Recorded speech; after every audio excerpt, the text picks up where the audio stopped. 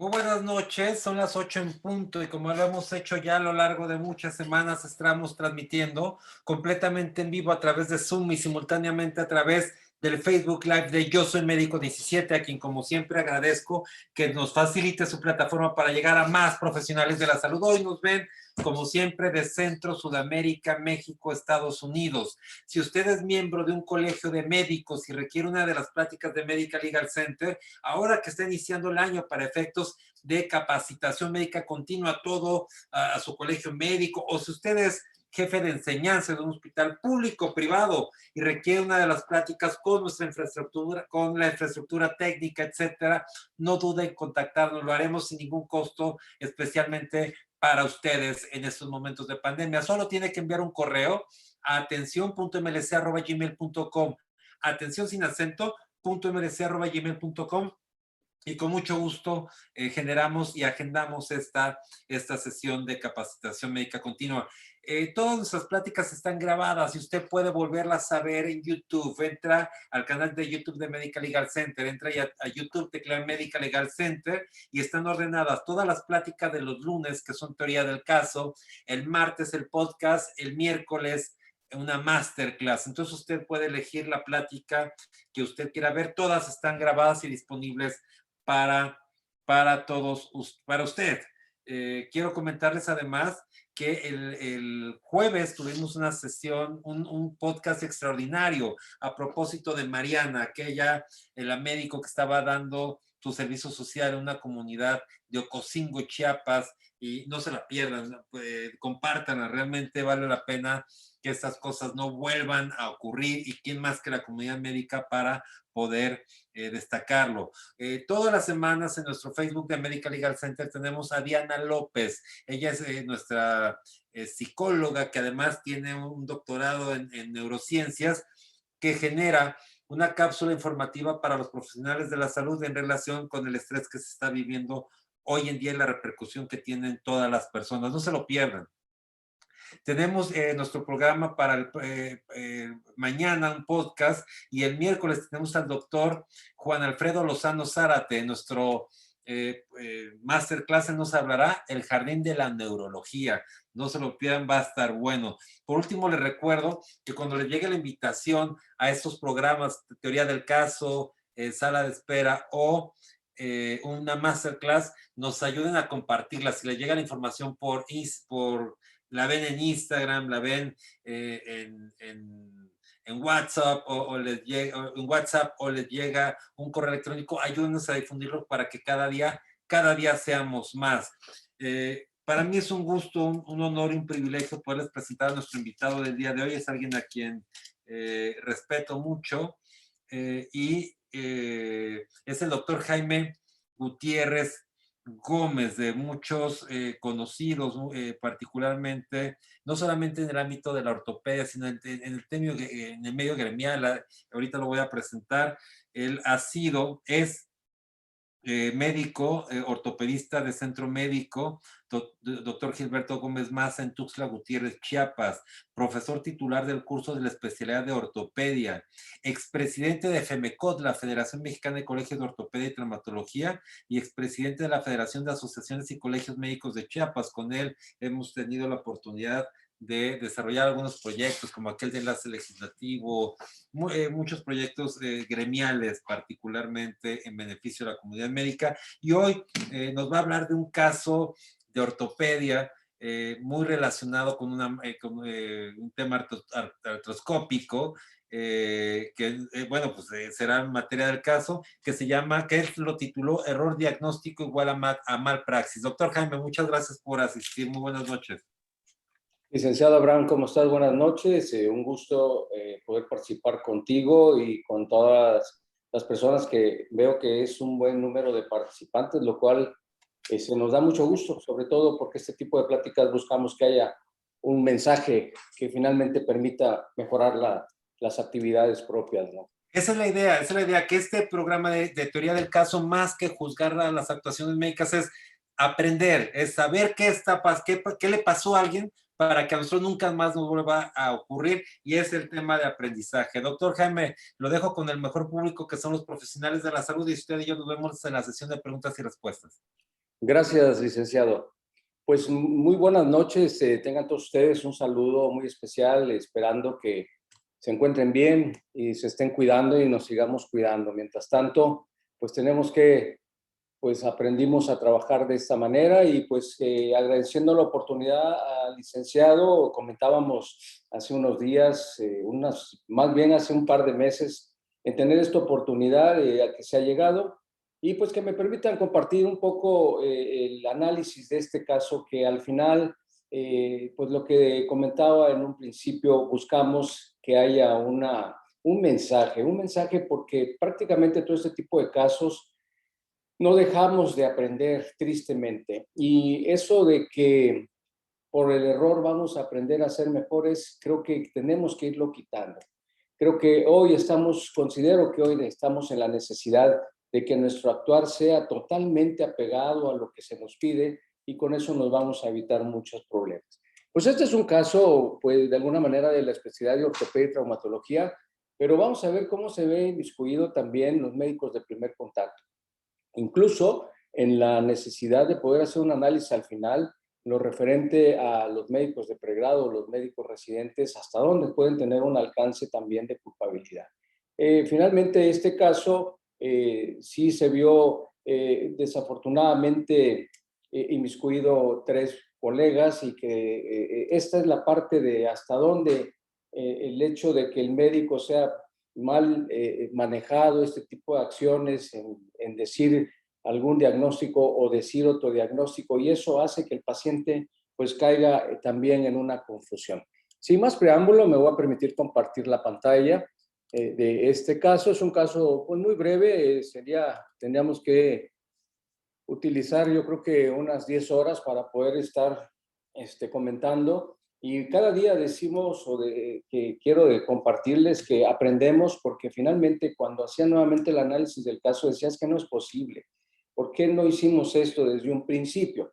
Y bueno, le traté de dejar este título en hablar de error diagnóstico igual a mala praxis, que al final veremos que de alguna manera es parte de lo que no quisiéramos, pero que también nos va a permitir, sobre todo, el que tengamos un poquito más de cuidado cuando atendamos a nuestros pacientes. Brevemente, entonces, haré un bosquejo de lo que fue el caso clínico. ¿Qué fue la denuncia? Ocurre que es una versión de la parte ofendida, una persona, una mujer, que por ahí del año 2008 se encontraba laborando y según describe en su nota de esta denuncia, que sufre una caída de su altura y se lastimó la mano izquierda al intentar protegerse. Como esta persona trabajaba en el turno nocturno, prácticamente en la madrugada, el médico de la empresa le aplicó un medicamento por vía intramuscular, seguramente un analgésico, le aplicó un poco de gel y le puso un vendaje y pues la mandó a su clínica de atención. La persona, la quejosa, acude esa mañana al servicio de urgencias y la recibe inicialmente, y esa aquí es la parte interesante, la doctora que es encargada del área de urgencias, un médico de primer contacto, le indica unas radiografías que están bien indicadas, pero únicamente le dice que no observaba fractura. De tal manera de que con eso la envía para que sea revisada con el médico especialista, que podemos hacer un primer análisis. Bueno, hubo una primera indicación, aun cuando hizo ese comentario o describió ese comentario en decir no veo nada, pero vaya que lo revisen. De acuerdo a las notas, en la fecha ahí descrita, acude a la unidad de medicina familiar y la revisa un primer doctor. Le menciona que tenía mucho dolor en el sitio donde se lastimó, que es la mano, no la revisó y únicamente le dijo que tenía que ir a la medicina del trabajo. Ante la indiferencia, sale de la unidad de medicina familiar y se va a un hospital del sector salud, un hospital civil, donde la revisan también en el área de urgencias, donde le toman unas radiografías y diagnostican un par de fracturas, donde además con eso le colocan un aparato de yeso. Ante eso regresa con el médico de la unidad de medicina familiar, el doctor 1, y le dice, oiga, pues me pusieron este yeso porque sí tengo fractura, y nuevamente le dice, mire, que le dice que no era una fractura. Él entonces ordena que le quiten el yeso, lo tira a la basura, porque así está descrito en la versión, y la envía a la clínica de especialidades para la siguiente fecha. Acude entonces con el nuevo médico, el doctor 2, quien le dijo que no había fractura, que solo tenía un quiste, y le coloca una férula y la manda a rehabilitación. Ante eso, la señora acude nuevamente a la unidad de medicina familiar, donde la recibe otro especialista, y le dice, pues esta mano sí está fracturada y le voy a colocar un yeso. Y el yeso lo va a tener por 6 semanas, y después que se lo retiren, se va a enviar a rehabilitación, lo cual ocurrió así, de tal manera de que a partir del retiro de yeso, aproximadamente en el mes de julio, es enviada a rehabilitación de acuerdo a las fechas disponibles, y hasta octubre, que fue que la estuvieron atendiendo. Vean cómo se va conformando entonces este entremarañamiento en decir doctor 1, doctor 2 y doctor 3. Y entonces la paciente seguramente se encontraba en una condición de decir si era o no era una fractura, o qué estaba pasando con esa mano. ¿Qué se encuentra dentro de la parte del expediente? Pues se encuentra una nota del hospital alterno que fue la señora, en donde tiene anotado en una receta un mini resumen que decía femenina de tantos años, que fue atendida a tal fecha en el servicio de urgencias adultos, que se le prescribe el ketorolaco, se le indica sacar expediente y pedir cita. Y en otra receta, y aquí viene la parte que analizaba también en un principio, un médico interno de pregrado escribe o describe un diagnóstico en donde dice que presenta datos de fractura metafisiaria de radio distal izquierdo, sin firma de ningún adscrito. Entonces, ustedes saben que de alguna manera, pues, debe de ver siempre, o se debe de ver siempre, la necesidad de que nuestros chicos o nuestros internos o incluso nuestros residentes, hasta qué cierto punto tienen la capacidad o no de poder realizar este tipo de pequeños resúmenes que pueden traer también ciertas consecuencias. A la doctora 1, cuando se le hace el interrogatorio, pues ella lo único que describe es que revisa a la paciente en tal fecha, en la fecha que acudió inicialmente, que refería dolor en la muñeca, que no había edema, ni dolor, ni crepitación o alguna deformidad. Y que las radiografías que no aprecia ella ningún tipo de lesión ósea, por lo que le indicó manejo con antiinflamatorios. Y la envió a la unidad de medicina familiar con un diagnóstico de contusión de muñeca para valoración por especialidad. Hasta aquí podemos hacer un primer análisis que hizo prácticamente el protocolo de atención inicial.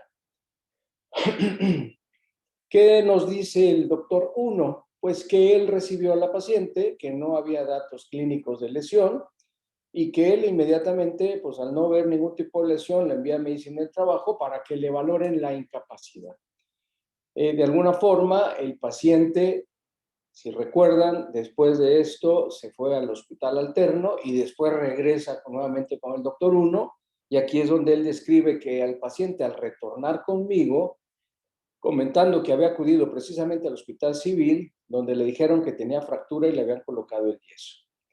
Que él insiste en haber revisado los estudios, incluso con el servicio de radiología, y le comentó que no había tal fractura, por eso le retiró el yeso y que la envió a una unidad con su médico de control. El siguiente médico, el doctor 2, que es el que recibe a la paciente, él describe que valora efectivamente a la paciente X con una radiografía, y él describe que identifica, fíjense, un quiste en escafoides en la mano izquierda, mencionando que no había ninguna fractura, pero que él en ese momento solicitó un estudio de TAC y resonancia magnética nuclear. Lo único que encontró fue un edema en la región del carpo, escasa movilidad y no observaba deformidad. Él indica el manejo de la férula, si recuerdan, y indicando retiro intermitente de la férula 2 veces al día, hidroterapia y además movilidad a tolerancia gradual. Él cita a la paciente control, aquí indicó los estudios complementarios, pero la paciente ya no acudió, de tal forma de que pues aquí también para el médico 2 quedó truncado la posibilidad de tener un diagnóstico más específico. El doctor 3, que de alguna manera también es médico de la unidad familiar, pero especialista, refiere que él atendió tal fecha, el 20 de mayo, él sí visualizó una fractura metafisiaria distal de radio no desplazada, alineada, sin agregados, y que sugirió a las 6 semanas de reposo con la férula y después la rehabilitación. En efecto, la nueva nota o la nueva descripción que había en el escrito decía que era una fractura unicortical del radio izquierdo que llevaba 8 semanas de evolución y que ya estaba consolidada. Aquí mismo también describe que había dolor intenso durante el proceso de la rehabilitación y que clínicamente no se apreciaban alteraciones estructurales en la mano izquierda. Que había dolor a la exploración, a la movilización del primer dedo, a la flexoextensión de la muñeca a 30 grados de flexión y menos de 14 en extensión. Y entonces el doctor 3 también describe en sus notas que las radiografías él apreciaba consolidación completa de la fractura sin ningún dato normal de tejido óseo. Si se dan cuenta, hasta este momento no menciona el quiste que lo había descrito el otro médico, y él describe una impresión diagnóstica en la siguiente: atrofia por desuso de SUDEC, neuropatía periférica por diabetes mellitus tipo 2. Y entonces, seguramente ahorita todos ustedes dicen, ¿y en dónde decían los anteriores médicos o incluso la colega inicial los antecedentes? En ningún momento nadie menciona si tenía antecedentes esta paciente, o por lo menos en las notas que fueron analizadas. Él decide dar un plan de manejo ortopédico, sugiere continuar la rehabilitación, ya que el proceso de la inmovilización también limitaba la función. Y aún así, todavía como complemento, van a valoración por medicina interna o endocrinología para control metabólico y la da de alta definitiva de ortopedia, pasándola a su unidad de medicina familiar. Entonces, ante todo esto, la paciente, seguramente en este momento de no saber qué había ocurrido y ella persistir con la sintomatología, fue cuando hace su denuncia al Ministerio Público describiendo una mala atención que derivó a permanecer con secuelas de dolor hasta la fecha en que ella hizo la denuncia. También se quejaba que no recibió la atención debida, quejándose principalmente de los doctores de su atención inicial. Y la descripción es: si me hubieran atendido bien desde un principio, no me hubiera quedado la mano con el dolor. Y seguramente aquí ya atrás había alguien quien estaba pues alterando un poco la cuestión del actuar también de la paciente. Seguramente había alguien que le había dicho que tenía que decir para poder realizar su denuncia. Y lo que también influyó fue de las expresiones vertidas del médico de la atención en el hospital alterno, hablemos hospital civil, de la ciudad que haya sido. Y pues obviamente aquí recae de que desafortunadamente, como mal dicen, el hecho de que el enemigo del médico es el mismo médico, lo cual no debería de ser. Seguramente pudieron haber existido algunos comentarios no aptos, llamémoslo así, o en contra de ese tipo de atención, y que entonces eso pues haya alterado un poco la cuestión de la paciente y tener que haber llegado a hacer una denuncia como tal. Y bueno, ¿y qué es lo que ocurre? Pues que empiezan los peritajes, y entonces aquí vamos a ir viendo pues prácticamente el peritaje oficial en la averiguación previa, y me gustaría, bueno, me ayudan a leer, por favor. Así lo describen, que contó solo con el expediente judicial y el clínico, que no tuvo a la vista ni estudios ni radiografías, y que la paciente alegaba que se las habían quitado en el IMSS. Bueno, de aquí desafortunadamente dije dónde. ¿Cuáles fueron las conclusiones del peritaje? Pues que en la atención brindada a la paciente se advierte, fíjense, conducta negligente y falta de cuidado por parte de los doctores 1 y 2, personal médico de la institución que intervino en el diagnóstico y tratamiento de la fractura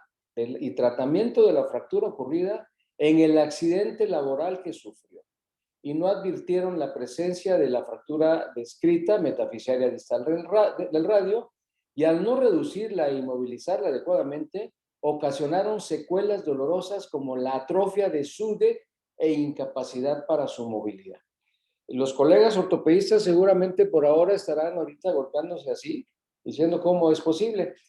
Sobre todo porque llama mucho la atención, si se dan cuenta, un peritaje oficial en donde no tenemos estudios a la vista, creo que deja mucho que desear. Pero bueno, entonces viene todo el proceso y viene ahora sí algunas preguntas a los peritos oficiales que se les hicieron en el proceso, en el periodo, perdón, anterior al proceso. Fíjense las preguntas, que si cuenta con cédula para ejercer la especialidad de traumatología y ortopedia. Hoy también les están preguntando si son médicos certificados, abusados. Y entonces aquí podemos crear también un poquito de conflicto, que yo creo que habrá otra oportunidad para poder platicar de todo esto. Que diga si valoró físicamente a la ofendida, que diga si tuvo a la vista y pudo valorar la radiografía que la ofendida le mostró al doctor 2 el único día que él la consultó de tal fecha. Y por último, que diga el perito cuántos diagnósticos diferentes se le hicieron a la paciente durante su manejo, refiriéndose a la fractura distal, a la fractura estiloides o a la fractura unicortical del radio. Igual más preguntas, que diga el perito cuáles son los factores desencadenantes de la distrofia simpático-refleja o atrofia Retsudet, también conocido como síndrome doloroso regional complejo. Que diga si puede aseverar sin temor a equivocarse que la distrofia simpática refleja está relacionado solo con fracturas, y que diga si está de acuerdo en que, entre otros, la diabetes mellitus y el estrés emocional son factores que influyen en el desarrollo de la distrofia simpática refleja. Entonces, estamos haciendo ya un análisis que de alguna manera a nivel de peritajes tendríamos que evaluar quiénes están siendo los peritos. Y aquí entra una parte interesante e importante que hemos tenido la oportunidad de platicar en diferentes foros. ¿Por qué la necesidad de tener peritos que sean prácticamente de especialidades? Porque desafortunadamente, y no quiero menospreciar ningún perito que no tenga alguna especialidad, pero de pronto se vuelve complicado que este tipo de diagnósticos son diferentes en el sentido de por cómo se pueden presentar. Y esto quizás al final tenemos unos pocos minutos para poder hacer algunos comentarios y que seguramente concluiremos en que tenemos que impulsar el que haya más preparación de peritos, que haya más gente que tenga esa capacidad para que precisamente no nos encontremos con dificultades como esa que están ustedes observando. Vean el peritaje de nuestro doctor 1. Él describe que su perito, que contó con el expediente judicial, incluido el clínico, que realizó exploración y revisión de estudios radiográficos. Y vean, aquí ya aparece una resonancia magnética, unas radiografías y una tomografía axial, seguramente que fueron solicitadas cuando se tomaba el cargo de peritos para poderse hacer la valoración. Si recuerdan, el médico 2 hizo la necesidad de hacer estudios para complementar y se quedó truncado. Entonces ahora sí se está contando con esto, que seguramente fue a petición de quienes tomaron el cargo de peritos. ¿Qué concluye el peritaje del doctor 1? Pues que la paciente clínicamente no presentó fractura de muñeca o del tercio distal del radio de la mano izquierda, y que la atención recibida por sus médicos del IMSS, del instituto, fue la adecuada. Además, que de haber existido fractura, existirían datos de consolidación ósea con el respectivo callo óseo que no aparecen en ninguna placa.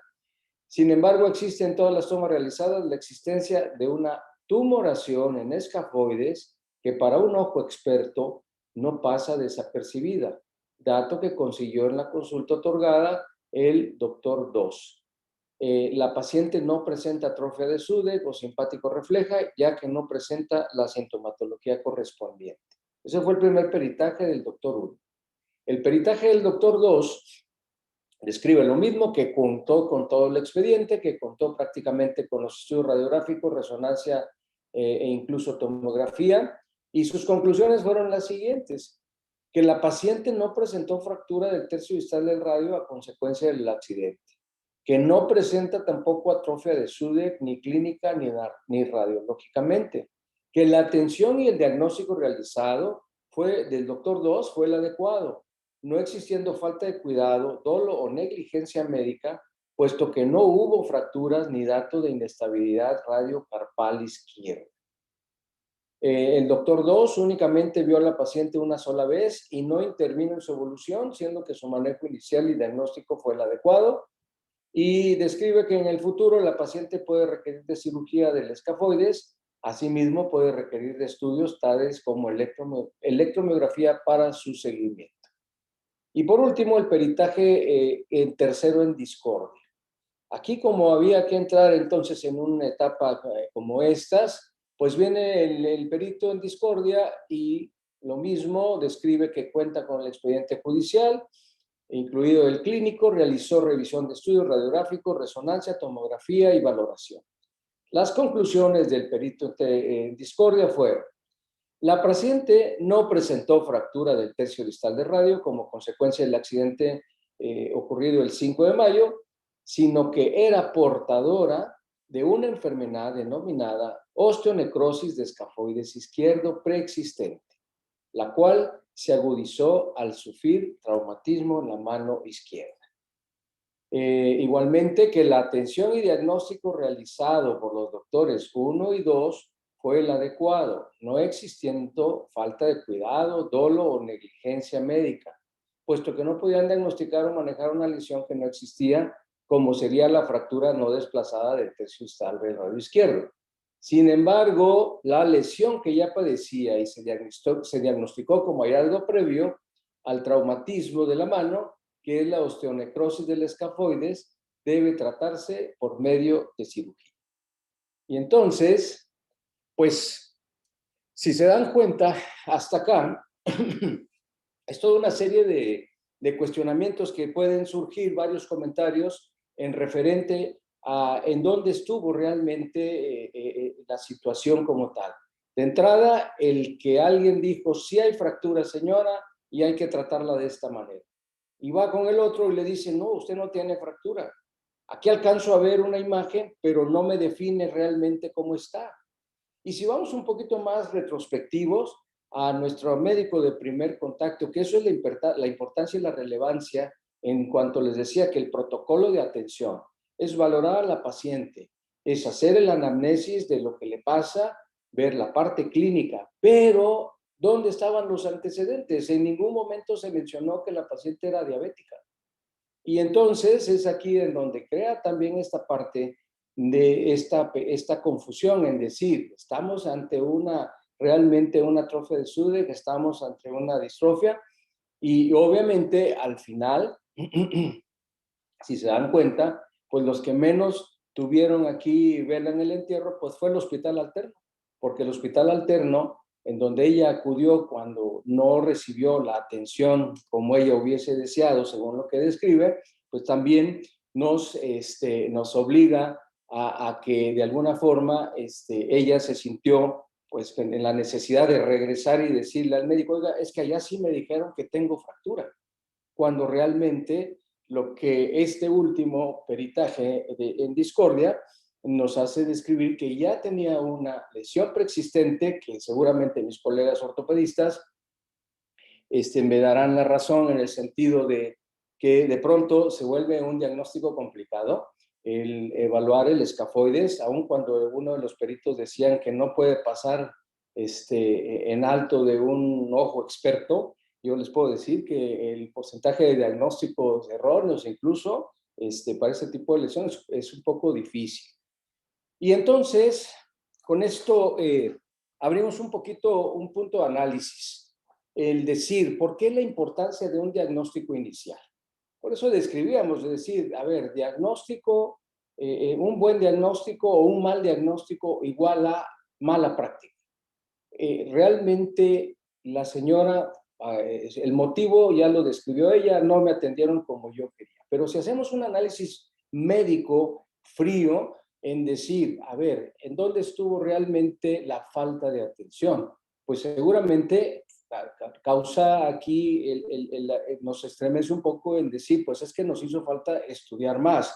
El médico que solicitó los estudios complementarios y que ya no alcanzó a verlos, por lo menos tuvo la observación en decir, pues para hacer este diagnóstico tengo que ser así. Mientras que, criticando un poco al médico que le dijo de la férula, que se la quitara y se la pusiera y que después se fuera a rehabilitación, pues seguramente fue un diagnóstico muy a la ligera y que también pudo entrar un poquito en controversia en decir, pues si observo una zona de rarefacción, una zona de opacidad de ese huesito, pues seguramente puede ser que esté entrando en un proceso de esa atrofia de Sudeck, en donde vemos que el hueso entra en una fase de, hablemos así, de pérdida de masa ósea, mal llamada descalcificación. Entonces, ¿hasta dónde es la importancia del diagnóstico inicial? Creo que aquí sería mal en decir que un diagnóstico debe de ser totalmente fundamentado. Y por lo menos en quienes trabajamos en institución, hoy las normas oficiales nos obligan totalmente a tener y hacer las descripciones debidas. Y esto nos va a permitir tranquilidad, una tranquilidad para poder, ahora sí que como dicen, seguir trabajando tranquilos en que no puede existir este tipo de situaciones que puedan conllevarnos entonces a una queja o a una denuncia como el caso de esto. ¿Hasta dónde el alcance de culpabilidad? Podemos, si me permite el licenciado Abraham, al terminar este listado, abrir un poco el debate si tenemos un poco de tiempo, que creo que sí. ¿Hasta dónde el alcance de culpabilidad o no por error diagnóstico? Y entonces, creo que esto es un punto en donde aquí, cuando ya entramos en decir, hizo falta algo, pues seguramente sí se van a ver inmiscuidos en alguna problemática, por lo menos hablando en nuestra especialidad. ¿Qué es lo que conllevó a todo? Pues la confusión de la paciente, al no tener un diagnóstico inicial y todas las consecuencias, porque al final igual no hubo algo que nos preguntaran en decir, oiga señora, antes de su caída, ¿ya le dolía la muñeca? ¿Verdad? No hubo algo como tal, sino todo fue la cuestión del golpe y aparentemente a partir de ahí comenzó o aparentemente ahí fue lo que motivó y dejó esta lesión. Hincapié, importancia del protocolo y la valoración inicial del médico de primer contacto.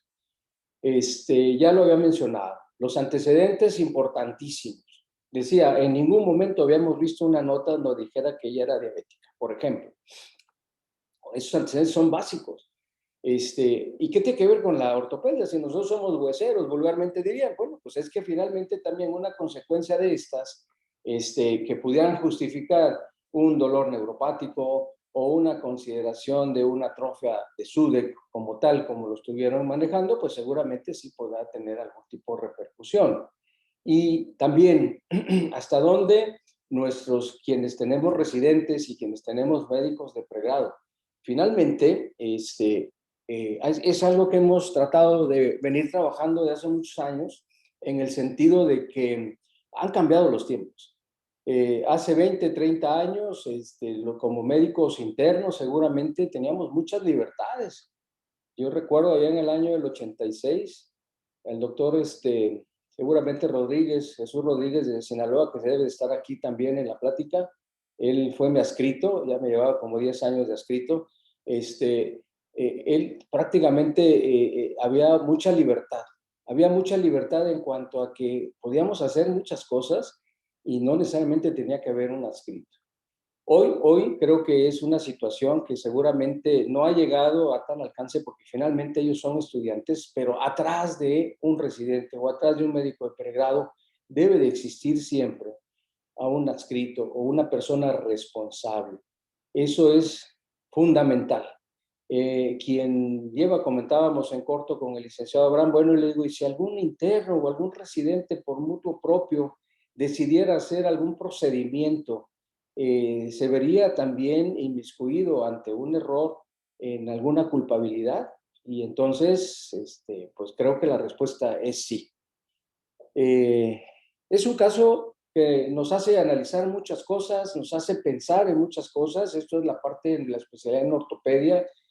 Seguramente hay casos en cirugía, casos en diferentes de nuestras especialidades, pero también insisto, en las atenciones, la atención de primera instancia, los protocolos de atención, el manejo, las guías que tenemos que tener para ir dando el seguimiento a una atención de un paciente deben de ser totalmente fundamentales. Dejo abierto el foro, licenciado Abraham, para que pudiéramos hacer algunos comentarios. Tenemos, creo que todavía un poco de tiempo. Sí, está perfecto. Vamos a iniciar con las preguntas, doctor Jaime. El doctor Basurto, a quien le envío un saludo hasta Veracruz, dice, tiene que tener un reporte radiológico que debe coincidir con la interpretación y el análisis clínico del experto, en este caso el ortopedista. Quizá el distractor fue el quiste que ya lo tenía y no debe confundirse con un trazo de fractura. Precisamente el doctor Jesús Rodríguez de Culiacán dice, en la actualidad la Fiscalía en Sinaloa no recibe este tipo, en el que antes de las denuncias, dice, las turna a la comisión de arbitraje con la finalidad de poderlas dirimir o conciliar como método alterno de justicia. María López dice, no antecedente de historia clínica para valorar comorbilidades y multitratada médicamente sin resolución de un traumatismo en muñeca izquierda y no resultados de TAC y RMN, que es mala praxis. ¿Y qué se debe hacer? Doctor Jaime. Pues primero que nada un saludo mi amigo el doctor Basurto, allá está Veracruz, esperamos se encuentre bien.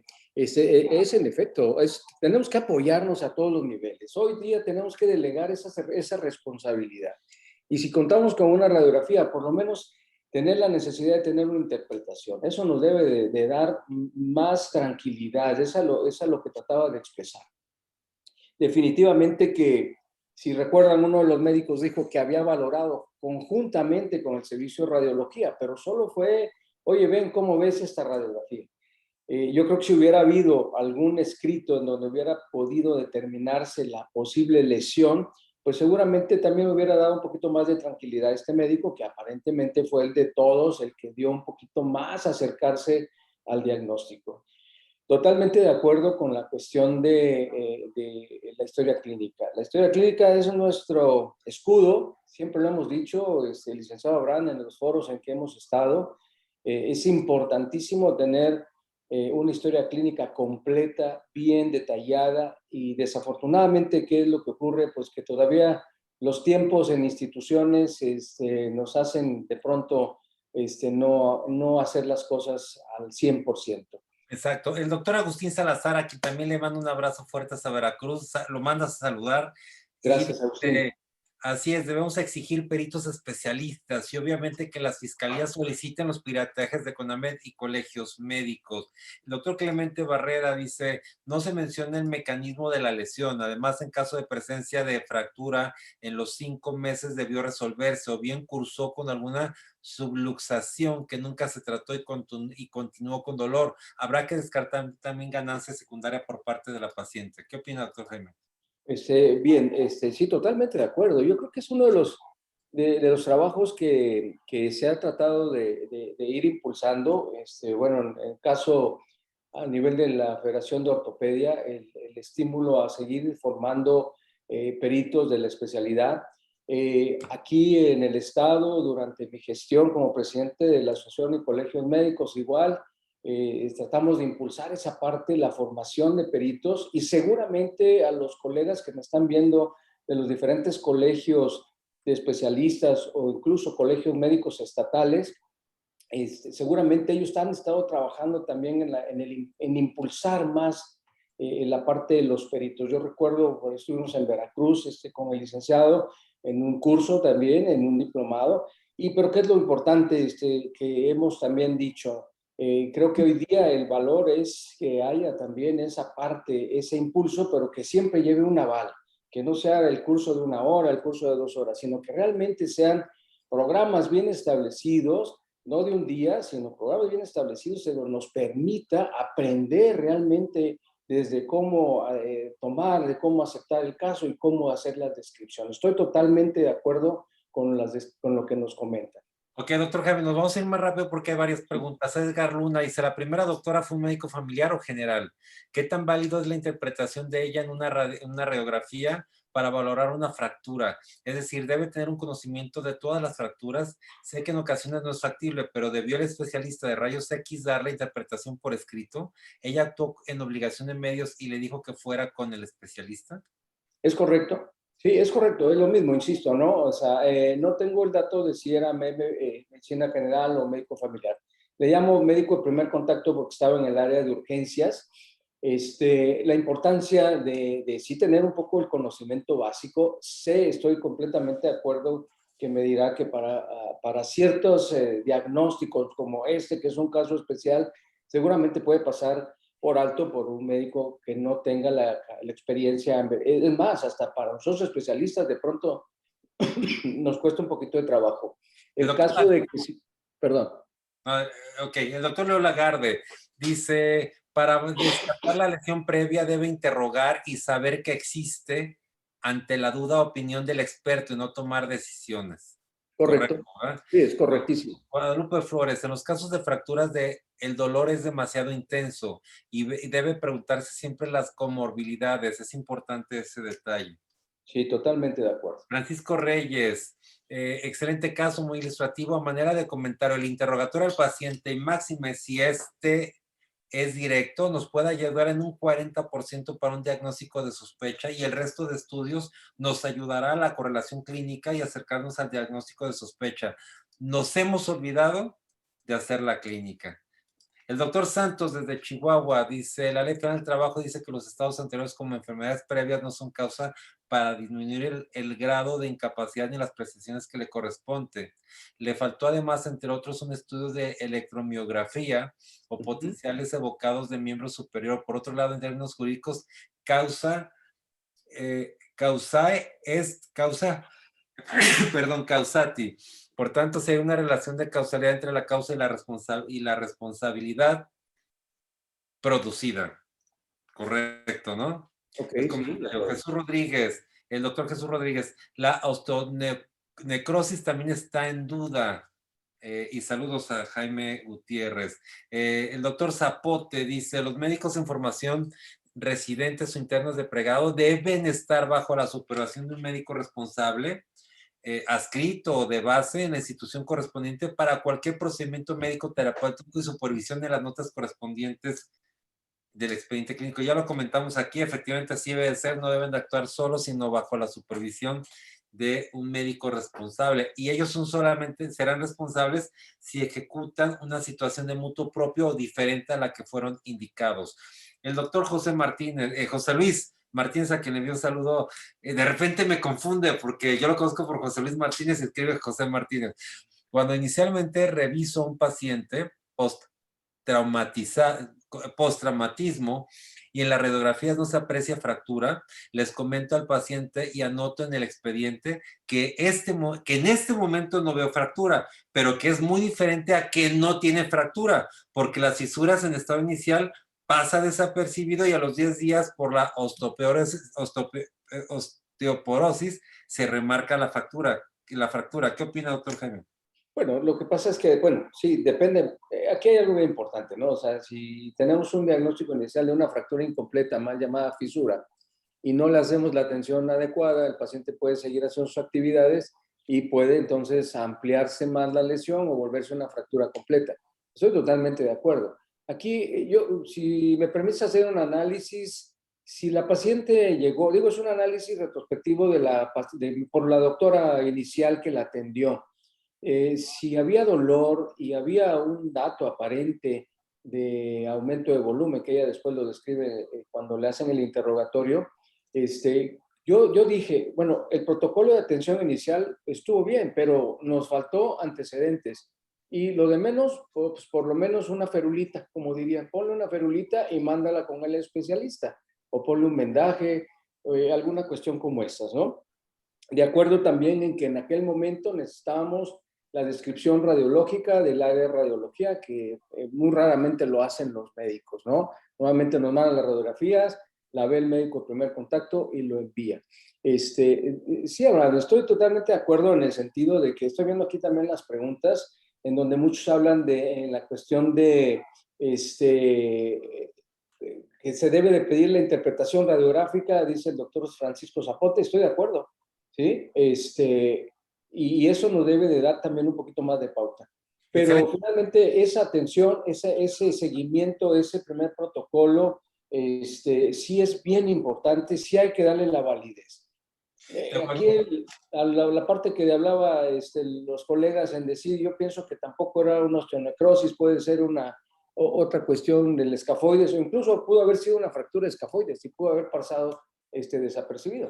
De Pero acuerdo, sí. Nos vamos a ir más rápido, doctor Jaime, porque hay sí, varias preguntas. El sí, doctor sí. López dice, en la práctica habitual, el escafoides es mal diagnosticado cuando solo se usan dos proyecciones. El escafoides debe estudiarse con proyecciones oblicuas complementarias y proyección de versión medial. ¿Estaría de acuerdo que estas imágenes son importantes en la valoración primaria?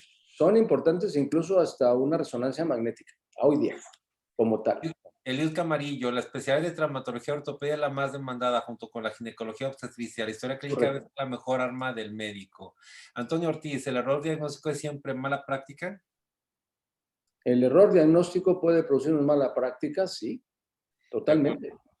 Patricia Morales, desafortunadamente en muchos hospitales los que realizan las historias clínicas son los médicos de pregrado. Como bien dijo el doctor Gutiérrez, siempre se tiene que supervisar y revisar lo que realizan los internos o residentes antes de firmar. Saludos desde San Cristóbal, completamente de acuerdo.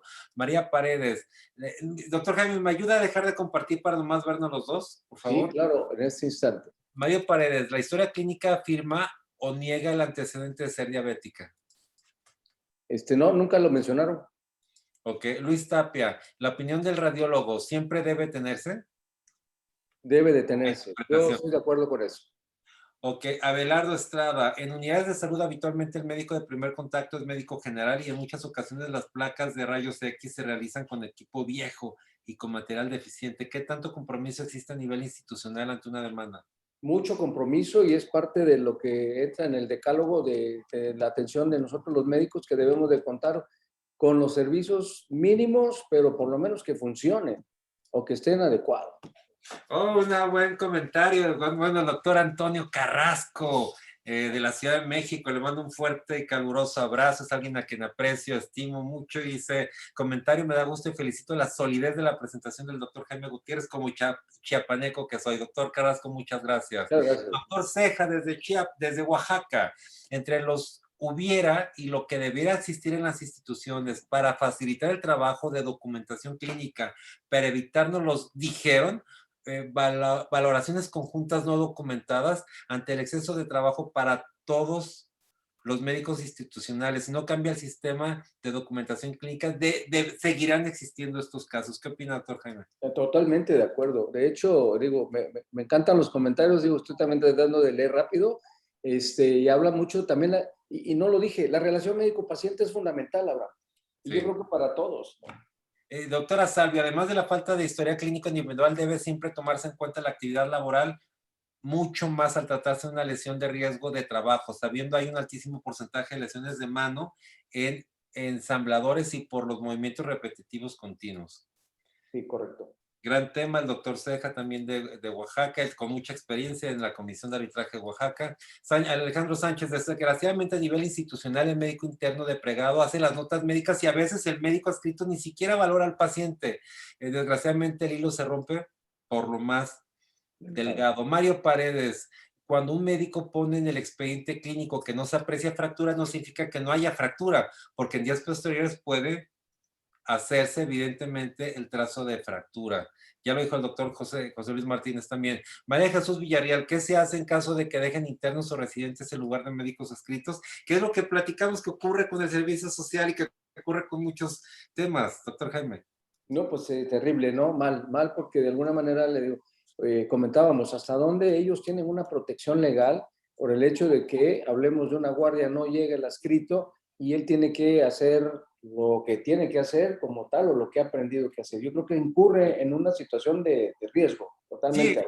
el tema medular, doctor Jaime, es separar el tema de la demanda de la oferta demanda y oferta de los requerimientos de atención médica del Estado, separarlo del servicio social y del tema de internos. Digo, no podemos estar satisfaciendo ese hueco que queda con médicos del servicio social. Tiene que reinventarse el servicio social, porque ya vimos, los invito a ver el podcast de Mariana, esta médico que precisamente nuestro invitado fue el doctor Jaime, está en Spotify y en YouTube, muy interesante, se habla qué es lo que pasó con ese caso y que nunca más debiera pasar. Francisco Estrada dice, felicidades, ponente, casi siempre las demandas son por mala relación médico-paciente y muy probablemente esta paciente demanda no tanto por el dolor, sino porque hubo un maltrato. Completamente de acuerdo.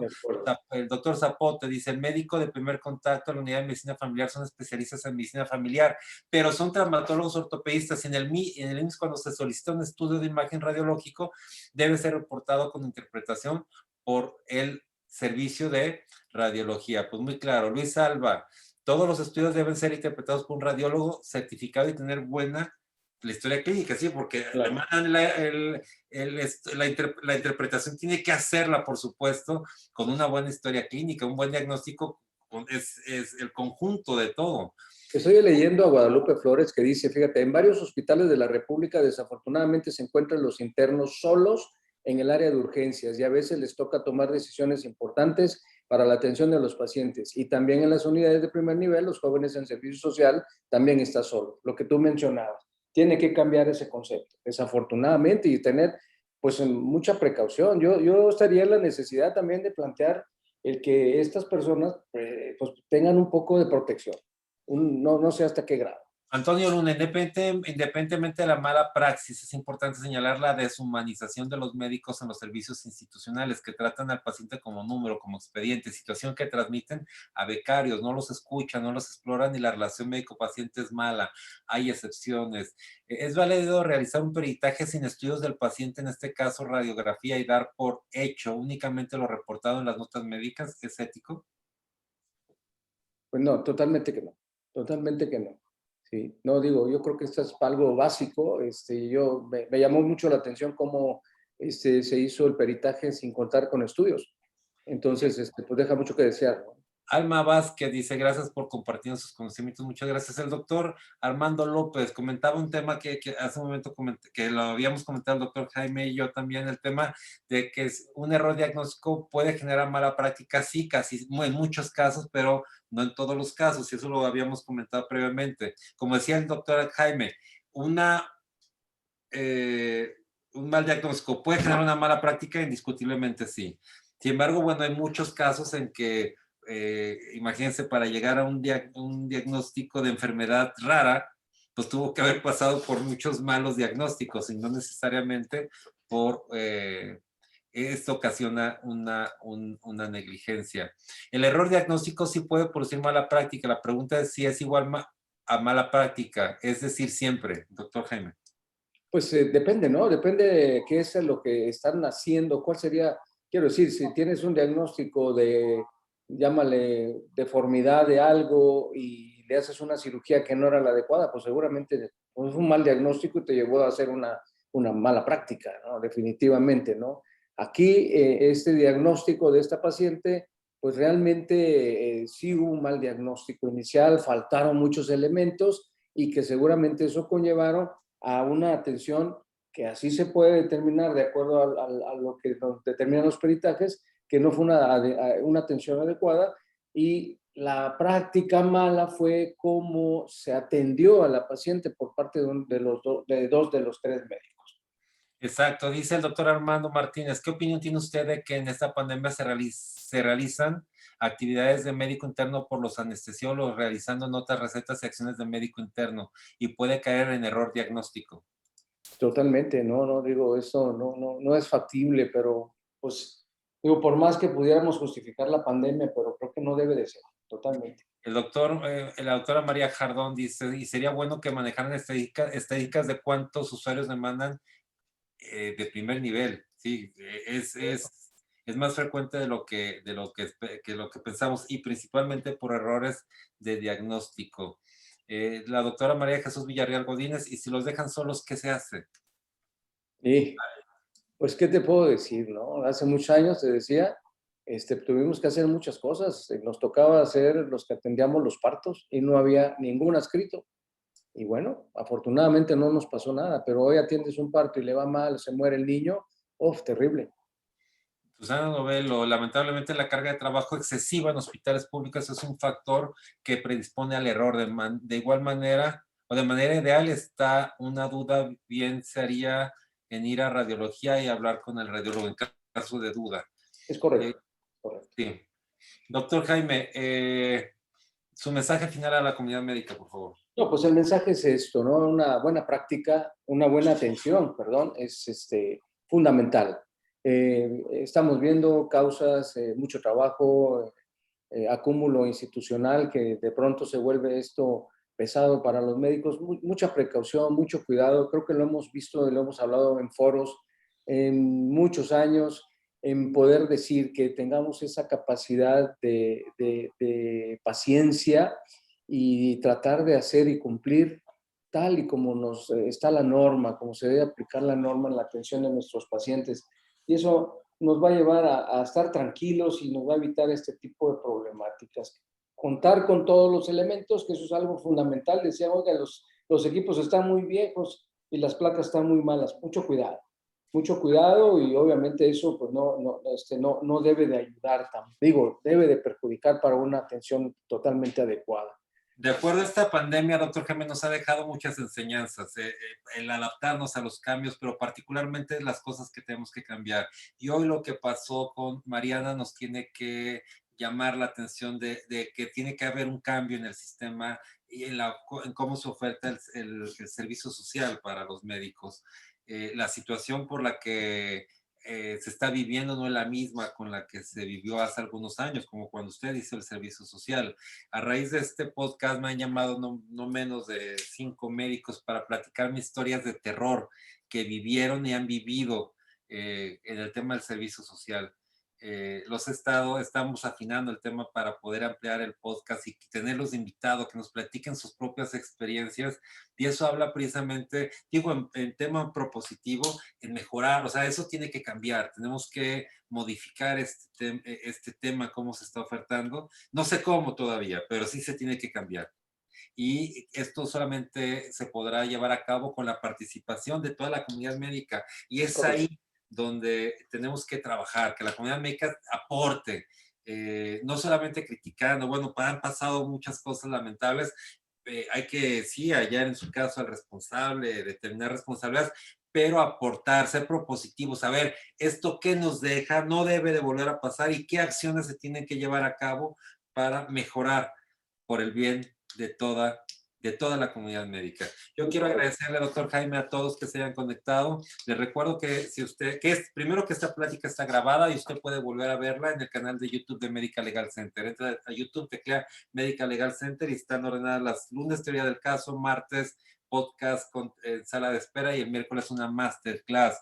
También les recuerdo que si usted es miembro de un colegio de médicos o es jefe de enseñanza público privado y requiere una de las prácticas de Medical Legal Center, puede hacerlo sin ningún costo. Nosotros facilitamos toda la infraestructura como una aportación en estos tiempos de pandemia. Yo les recuerdo, el próximo miércoles tenemos a nuestro invitado, se los había enviado previamente y en este momento les voy a dejar sus datos. Es el doctor Juan Alfredo Lozano Zárate. Él hablará el jardín, la plática se llama El Jardín de la Neurología. No se lo pierdan, muchísimas gracias, hasta el próximo, mañana el podcast en Spotify y en YouTube, recuerden que son 10 minutos cuando mucho, y es un programa grabado y el miércoles en vivo a esta misma hora. Muchas gracias a todos, muy buenas noches. Gracias, licenciado. Buenas noches.